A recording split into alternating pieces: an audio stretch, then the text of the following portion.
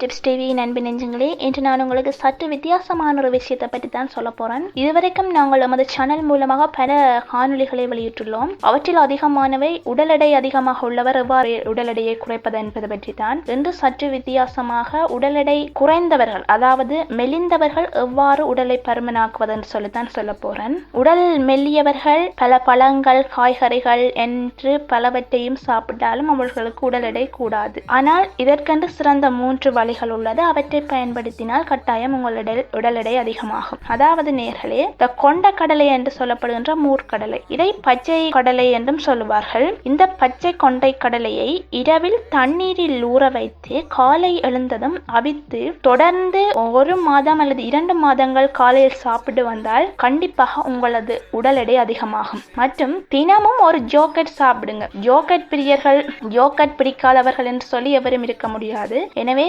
தினமும் காலையில் கண்டிப்பாக ஒரு ஜோக்கெட் சாப்பிடுவர உங்கள் உடல் எடை அதிகமாகும். மற்றும் வாழைப்பழத்தை அதிகமாக சாப்பிட்டாலும் உடல் எடை அதிகமாகும் என்று சொல்றாங்க. சரி நேயர்களே, என்று உடல் மெலிந்தவர்கள் எவ்வாறு உடல் எடை அதிகமாக்குவது என்று பற்றி சொல்லியிருந்தேன். மீண்டும் ஒரு காணொலியுடன் சந்திக்கும் வரை விடைபெற்றுக் கொள்கிறேன். தொடர்ந்தும் தமிழ் டிப்ஸ் டிவியுடன் இணைந்திருங்கள். நன்றி.